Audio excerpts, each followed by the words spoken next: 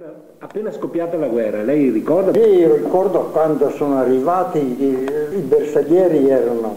Come è stato allora? Ero un bambino, 10 anni avevo. Io era il 23 di maggio, verso le 10 credo, così. La caserma è stata qui in vicinanza di noi, suonato all'allarme. Noi non sapevamo cosa è allarme, perché quello non si suona. Non sapevate cosa fosse questo segnale? Cosa può significare? Invece arriva padre qui da cucina, dice sì, dice questo è allarme, vuol dire che qualche cosa è successo.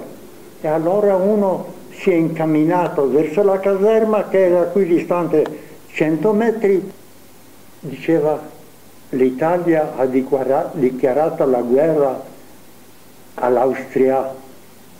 Oh, confusione, gente cominciava a piangere. Cosa sarà? 23, nota e calma, andiamo a dormire.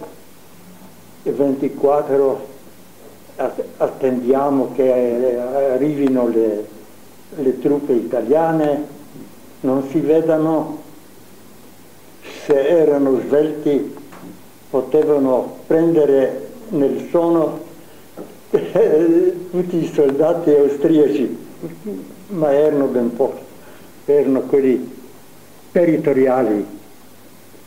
Il 24 non c'erano, allora sono arrivati appena il 25.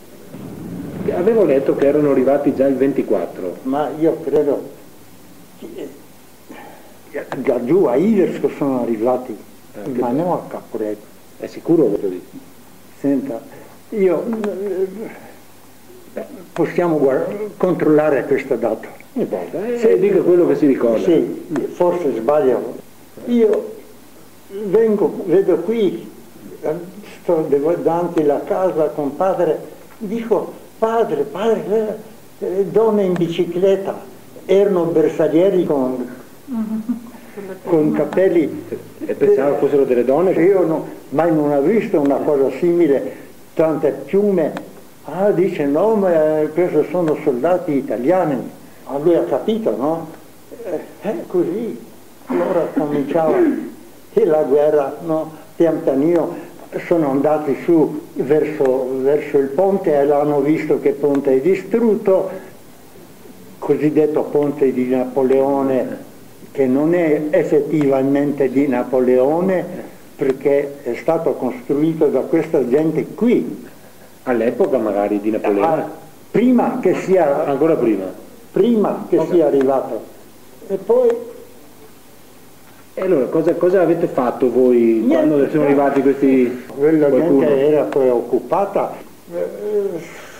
aveva paura che succeda qualche cosa, invece non è successo di granché. Come si sono comportati quando sono venuti qua i soldati italiani? Ma i soldati italiani, io dico così, il comando vedeva dappertutto spie. Senta, erano ossessionati del pensiero che siano tutti spie. E così è successo qui giù a Smas, credo io. Un malinteso, hanno sparato ai soldati, hanno detto sono spie, hanno prelevato delle persone e allora hanno contato 1, 2, 3, 10 fuori, 1, 2, 3, e hanno 6 persone hanno... In che paese esatto questo? Prego? In quale località? Smast, Samno, di questi due paesi hanno prelevato. Ne hanno fatte fuori 6 insomma. In che periodo più o meno? Primo tempo. E allora voi, la popolazione, cosa ha detto? cosa voleva? E questo qui un pochettino si è depresso perché nessuno non l'aspettava. E poi hanno constatato che non corrisponde alla verità.